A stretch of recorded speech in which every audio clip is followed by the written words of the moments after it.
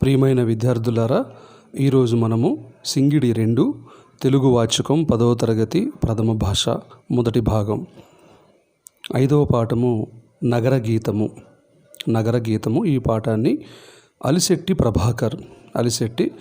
ప్రభాకర్ గారు ఈ యొక్క పాఠాన్ని రాయటం జరిగింది. చూస్తున్నారు కదా, రకరకాల సిటీలు, రకరకాలమైనటువంటి గ్రామాలను విడిచిపెట్టి ఎంతోమంది పట్టణానికి బయలుదేరుతూ ఉన్నారు.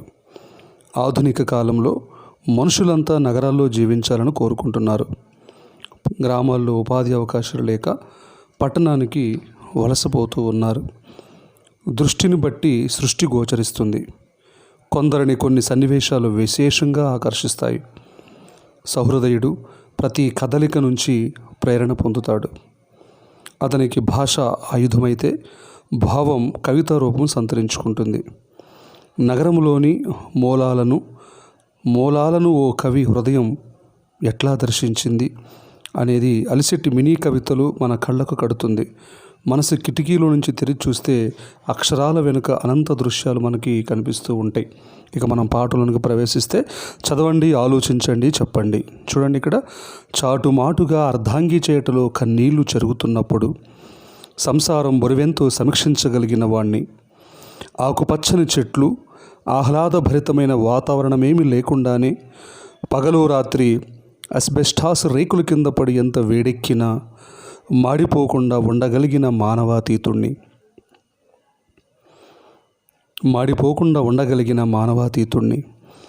నరకప్రాయమైన నగర నాగరికతను నరనరాన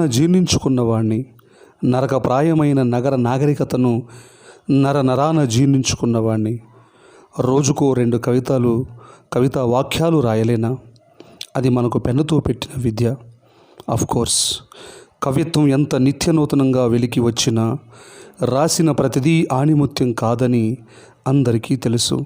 కవిత్వం ఎంత నిత్యనూతనంగా వెలికి వచ్చినా రాసిన ప్రతిదీ ఆణిముత్యం కాదని అందరికీ తెలుసు.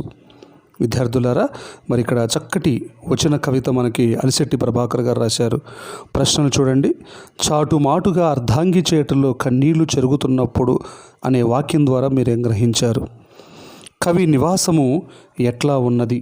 కవి యొక్క నివాసము ఏ విధంగా ఉంది? నగర నాగరికతను నరకప్రాయమని కవి ఎందుకు అని ఉంటాడు? దానిపై మీ యొక్క అభిప్రాయాలు చెప్పండి. కవితాత్మక వాక్యాలు చదివారు కదా, ఈ కవి గురించి మీకు ఏమర్థమైంది? చూడండి, ఎంత చక్కగా వర్ణించాడు. చాటుమాటుగా అర్ధాంగి చేటలో కన్నీళ్లు చెరుగుతున్నప్పుడు సంసారం బెరవెంతో సమీక్షించగలిగిన వాణ్ణి, ఆకుపచ్చని చెట్లు, ఆహ్లాదభరితమైన వాతావరణమేమీ లేకుండానే పగలు రాత్రి అస్బెస్టాసు రేకుల కింద పడి ఎంత వేడెక్కినా మాడిపోకుండా ఉండగలిగిన మానవాతీతుణ్ణి, నరకప్రాయమైన నగర నాగరికతను నరనరాన జీర్ణించుకున్నవాణ్ణి, రోజుకో 2 కవితా వాక్యాలు రాయలేనా? అది మనకు పెన్నుతో పెట్టిన విద్య. కోర్స్, కవిత్వం ఎంత నిత్యనూతనంగా వెలికి వచ్చినా రాసిన ప్రతిదీ ఆణిముత్యం కాదని అందరికీ తెలుసు. నగరం అనేది నరకప్రాయము అంటాడు. ఇక పాఠం యొక్క నేపథ్యాన్ని, అదేవిధంగా పాఠం యొక్క ఉద్దేశాన్ని మనం పరిశీలిద్దాం. చూడండి, ఆధునిక కాలంలో మనుషులంతా నగరాల్లో జీవించాలని కోరుకుంటున్నారు.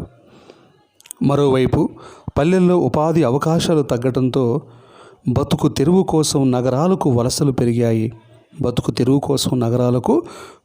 పెరిగాయి. నగరంలోని అనుకూల అంశాలన్నింటినీ వినియోగించుకోవాలి అనే ఒక కోరికతో మనుషులు నగరంలో ఉండటానికి తాపత్రయపడుతున్నారు. దీనితో అనేక నగరాలు అధిక జనాభాతో కిక్కిరిసిపోతున్నాయి. చాలా సమస్యలు పెరిగిపోయాయి. ప్రపంచీకరణ ప్రభావంతో నగరం శరవేగంగా తన రూపం మార్చుకుంటూ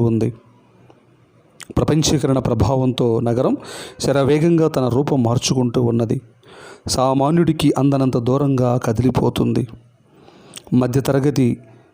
మధ్యతరగతికి అంతు చిక్కని ప్రాంతంగా మారిపోతుంది. మనిషి యాంత్రిక స్థితిలోకి మారిపోతూ ఉన్నాడు. తనకు తానే పరాయీకరణకు గురవుతున్నాడు. ఈ నేపథ్యంలో నగర జీవితంలోని యథార్థ దృశ్యాన్ని మన కళ్ళ ముందు నిలుపుతూ నగరపు మరో పార్శ్వాన్ని చూపుతూ వాస్తవాన్ని కఠినంగా నిర్వచించిన తీరును తెలియచెప్పటమే ఈ పాఠం యొక్క ప్రధానమైనటువంటి ఉద్దేశం. తర్వాత ఈ పాఠానికి సంబంధించినటువంటి పాఠ్యభాగ వివరాలు చూడండి. ఈ పాఠం మినీ కవిత అనే ప్రక్రియకు చెందినది. ఏదైనా ఒక అంశాన్ని కొసమెరుపుతో, వ్యంగ్యంగా, చురకలతో, తక్కువ పంక్తుల్లో చెప్పటమే మినీ కవిత. ఏదైనా ఒక అంశాన్ని కొసమెరుపుతో, వ్యంగ్యంగా, చురకలతో తక్కువ పంక్తులతో చెప్పడాన్నే మినీ కవిత అంటారు. అలిశెట్టి ప్రభాకర్ కవిత అనే ఈ గ్రంథంలోని సిటీ లైఫ్ అనే మినీ కవితల్లో కొన్నింటిని నగర గీతంగా కూర్చడము జరిగింది. కాబట్టి ఈ పాఠము ఆయన రాసినటువంటి సిటీ లైఫ్ అనే ఒక మినీ కవితలో నుంచి తీసుకోవడం జరిగింది. ఇక అలిశెట్టి ప్రభాకర్ గారి గురించి మరి కవి పరిచయం అని మనం చూస్తాము. చూడండి, అలిశెట్టి ప్రభాకర్ గారు జగిత్యాల జిల్లాలోని జగిత్యాల అనే గ్రామంలో జన్మించారు. 12/1/1954 సంవత్సరంలో జన్మించారు. మొదట చిత్రకారుడిగా జీవితం ప్రారంభించారు.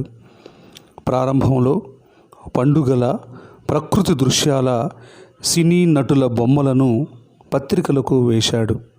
తర్వాత జగిత్యాలలో సాహితీ మిత్రదీప్తి అన్నటువంటి సంస్థ పరిచయంతో కవిత్వ రంగంలోనికి